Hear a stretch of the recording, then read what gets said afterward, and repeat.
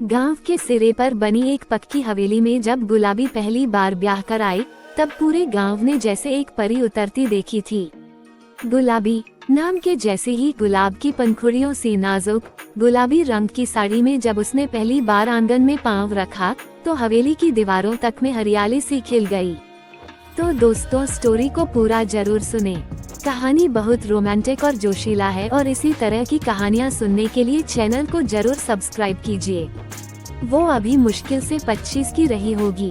आँखों में काजल की गहराई और होठों पर शरारती मुस्कान, हर देखने वाला ठहर जाए। पर उसका पति सूरज भैया दिल्ली में सरकारी नौकरी करते थे। महीने में एक बार आते और फिर चले जाते। घर में सिर्फ बूढ़ी सास और नौकर चाकर, एक भाभी जो अकेलेपन की आग में धीरे धीरे सुलग रही थी। पहली मुलाकात मैं और गुलाबी भाभी। मैं अर्जुन, सूरज भैया का छोटा देवर, शहर से इंटर की छुट्टियों में गांव आया था। जब पहली बार गुलाबी भाभी को देखा, वो तुलसी के चौरे पर दिया जला रही थीं। पीले सूट में, बाल गीले और आंखें नीचे झुकी हुई। प्रणाम भाभी, मैंने कहा। उन्होंने मुस्कुरा कर देखा। आ गए अर्जुन बाबू, बड़े हो गए हो अब तो, एकदम जवान लग रहे हो। उस लहजे में कुछ था, एक मिठास, एक अपनापन और एक छुपी हुई बेचैनी। गांव के दिन धीमे चलते हैं, लेकिन दिल की धड़कनें कभी धीमी नहीं होती। मैं सुबह शाम भाभी के आसपास मंडराता रहता। कभी कुएं से पानी खींचने में मदद करता, कभी आंगन में तुलसी को सींचते वक्त उनके पास बैठ जाता। एक दिन भाभी ने पूछा, तू देखता बहुत है अर्जुन। क्या देखता है? मैं सकपकाया। आपको मतलब ऐसे ही। उन्होंने आंखें तरेरी, या फिर कुछ और बात है? मैंने पहली बार खुलकर देखा। उनके चेहरे पर हल्की सी लाली थी, सांसें कुछ तेज और होठों पर एक जोशीला तंज। वो जानती थी मैं क्या चाहता हूँ, और शायद खुद भी चाहती थी कि कोई उन्हें समझे, उन्हें महसूस करे। एक शाम बारिश जोरों की आई। हवेली के ऊपर बिजली कड़क रही थी और मैं अकेले कमरे में बैठा किताब पढ़ रहा था। तभी भाभी आई, भीगती हुई, कांपती हुई। कमरे में बहुत पानी घुस आया। अर्जुन, चटाई ऊपर रख दो। मैं उठा, चटाई समेटी, और उनका आंचल मेरी बाहों से टकरा गया। एक पल के लिए दोनों ठहरे। माफ करना भाभी, मैंने कहा। कभी खुद को माफ मत करना अर्जुन। उनकी आवाज भीग चुकी थी। वो चली गई, लेकिन उस रात मेरी नींद सूख गई। भाभी की आंखों में जो प्यास थी, वो अब मेरी रगों में दौड़ रही थी। अगले दिन सुबह भाभी ने चाय लाई।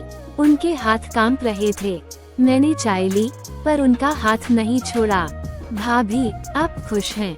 मैंने पूछा। वो एकदम चुप। अगर कुछ कहूँ तो क्या सुनेंगी? उन्होंने होठों पर उंगली रख दी। जो कहना है वो कहने से ज्यादा महसूस किया जाता है। मैंने उनकी आंखों में झांका और पहली बार उनका चेहरा अपने हाथों में ले लिया। गुलाबी भाभी, आप मेरी जिंदगी में सबसे खूबसूरत एहसास हैं। और उस दिन पहली बार हमारे होठ एक दूसरे से मिले, धीरे धीमे पर पूरे जुनून से। गांव की सुबहें बदलने लगी थीं। अब हवेली में हर चीज जैसे बोलने लगी थी।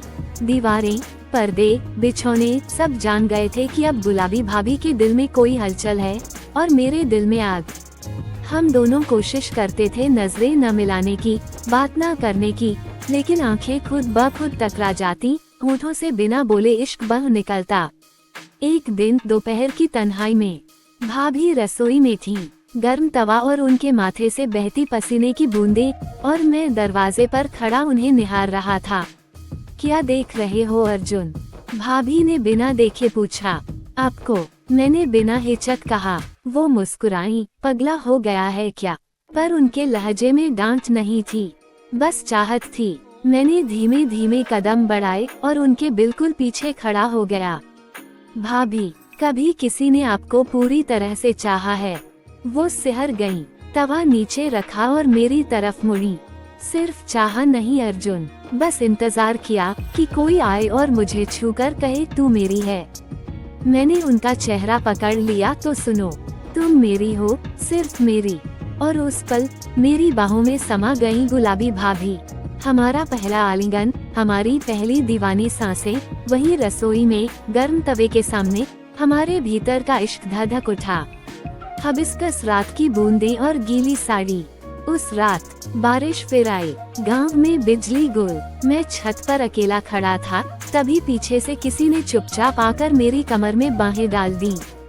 गुलाबी भाभी थी, पूरी भीगी हुई, नीली साड़ी शरीर से चिपकी, बाल खुले और आंखों में नशा। आज कोई नहीं देख रहा अर्जुन, आज तू मुझे वैसे देख ले जैसे किसी ने कभी नहीं देखा। मैंने उन्हें अपनी बाहों में समेट लिया। छत की मुंडेर, बारिश की ठंडी बूंदें और हमारे गर्म जिस्म। उनके होठों पर मैंने अपनी प्यास रखी, उन्होंने अपने सीने में मुझे छुपा लिया। वो रात हमारी थी, दिल टूटना, इश्क जो छुपाया नहीं गया। अब हवेली में सब कुछ बदल गया था। सास की नजरें शक से भर गईं। गुलाबी देवर से दूर रहा कर, अब वो बच्चा नहीं रहा।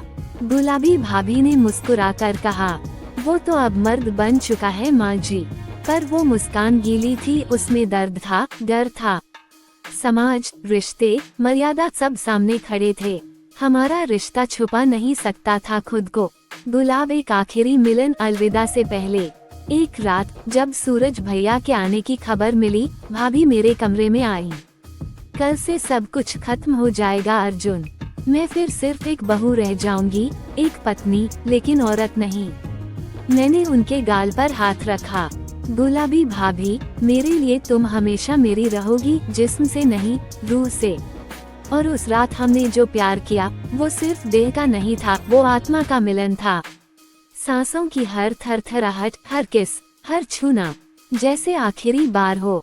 सुबह होते ही भाभी फिर उसी साड़ी में, उसी मुस्कान के साथ चाय बना रही थीं।